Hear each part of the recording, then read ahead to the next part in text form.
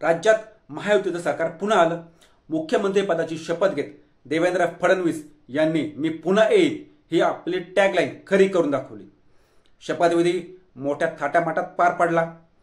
अनेक दिग्गज नेते, मोठे सेलिब्रिटी आणि पाहुणेरावळे या कार्यक्रमाला उपस्थित होते किंवा तसं पाहायला मिळालं। महायुतीच्या फॉर्म्युलानुसार देवेंद्र फडणवीस हे मुख्यमंत्री झाले आणि अजित पवार आणि एकनाथ शिंदे हे दोन उपमुख्यमंत्री। याप्रमाणे महायुतीचं सरकार स्थापन झालं। पण शपथविधीच्या कार्यक्रमात एक गोष्ट प्रकर्षाने जाणवली आणि ती म्हणजे एकनाथ शिंदे आणि देवेंद्र फडणवीस यांच्यामधील दरी। कार्यक्रमात देवेंद्र फडणवीस आणि अजित पवार यांनी गुलाबी रंगाचं जॅकेट घातलेलं पाहायला मिळालं, तर एकनाथ शिंदे हे नेहमीप्रमाणे पांढऱ्या कपड्यात पाहायला मिळाले। त्याचबरोबर एकनाथ शिंदे यांची बसण्याची जागा ही 3 खुर्च्या सोडून होती, म्हणजेच देवेंद्र फडणवीस यांच्यापासून काही अंतरावर होती आणि अजित पवार यांची खुर्ची ही फडणवीस यांच्या शेजारी होती किंवा फडणवीस यांच्या शेजारी बसल्याचं पाहायला मिळालं। त्यामुळेच की काय, अगोदर नाराज नाट्य आणि नंतर बसण्याची जागा यावरून महायुतीत एकनाथ शिंदे यांचं महत्त्व कमी होत आहे का, असा प्रश्न विचारला जात आहे। नमस्कार, मी किशोर बलकवडे आणि आपण पाहतात विषयच वेगळा। आत्तापर्यंत एकनाथ शिंदे हे नाराज असल्याच्या बातम्या येत होत्या, तसंच शिंदे हे सत्तेबाहेर राहून भाजपला पाठिंबा देणार की प्रत्यक्ष सत्तेत येणार अशा प्रकारच्या सुद्धा बातम्या पाहायला मिळाल्या। त्यानंतर मात्र फडणवीस यांनी शिंदे यांची समजूत काढली आणि मग शपथविधी सोहळ्यात शिंदेंनी उपमुख्यमंत्री पदाची शपथ घेतली।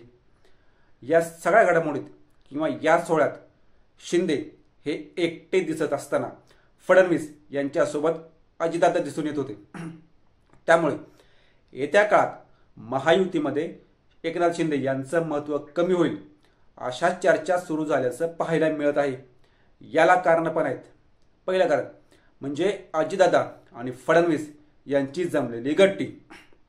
तसेच मोदी यांनी सुद्धा एकनाथ शिंदे यांच्याकडे थोडं लक्ष कमी दिल्याचं पाहायला मिळालं किंवा जास्त लक्ष न दिल्याचं लक्षात येतं। मागील काही दिवसांचा विचार केला तर एकनाथ शिंदे यांना मुख्यमंत्रीपद हवं, त्यानंतर शिंदे यांनी मुख्यमंत्रीपदावरील दावा सोडला। मग एकनाथ शिंदे यांनी गृहमंत्रीपदाची मागणी केली, गृहमंत्रीपदावर शिंदे अडून होते। पण या सगळ्यावर तोडगा काढण्यात फडणवीस आणि भाजपला यश मिळाल्याचं दिसलं। पण या सगळ्या गोष्टी पाहता एकंदरीत शिंदे हे महायुतीमध्ये नाराज असल्याचं दिसून येत आहे। जेव्हा शिंदे हे शिवसेनेत बंड करून बाहेर पडले तेव्हा त्यांनी राष्ट्रवादी आणि अजित पवार यांच्यासोबत काम न करण्याचं कारण देत बाहेर पडले होते। त्याचबरोबर 40 आमदारांनी पण तेच सांगितलं होतं। पण काही काळातच महायुतीमध्ये देवेंद्र फडणवीस यांनी अजितदादांना आणि त्यांच्यासोबत असलेल्या आमदारांना आपल्या महायुतीमध्ये सामील करून घेतलं आणि हीच गोष्ट शिंदे यांच्या पचनी पडली नव्हती किंवा त्या गोष्टीमुळे शिंदे नाराज झाले होते। आणि आता तर अजितदादा आणि फडणवीस यांची जवळीक ही जास्त वाढल्याचं दिसून येत आहे। त्यामुळे येत्या काळात शिंदे यांचं महत्त्व कमी होणार किंवा तशी शक्यता दिसून येत आहे। सध्या ते तसंच चित्र आहे। यात अजून एक गोष्ट दिसून येते, ती म्हणजे अशी की निकाल लागल्यावर मुख्यमंत्री पदावरून शिंदे नाराज झाले होते, तर अजित पवार आणि त्यांच्या राष्ट्रवादीने फडणवीस यांना आपला मुख्यमंत्री पदासाठी पाठिंबा असल्याचं सांगितलं होतं। त्याचप्रमाणे अजितदादा आणि फडणवीस यांची प्रशासनावर पकड आहे किंवा मजबूत पकड आहे, काम कसं करून घ्यायचं याचा चांगला अनुभव आहे। त्यामुळे या गोष्टीतही या दोघांची विचारात एकी असल्याचं दिसून येतं। त्याचबरोबर अजून एक गोष्ट लक्षात येते, ती म्हणजे अशी की शिंदे यांनी निकालानंतर भाजपसोबत जे संबंध होते ते ताणले गेले। त्यामुळे मुख्यमंत्री पदावर दावा करताना सांगितलं होतं आणि दोन्ही पक्षातील संबंध हे ताणत गेले आणि ही गोष्ट नको व्हायला होती पण ती होत गेली।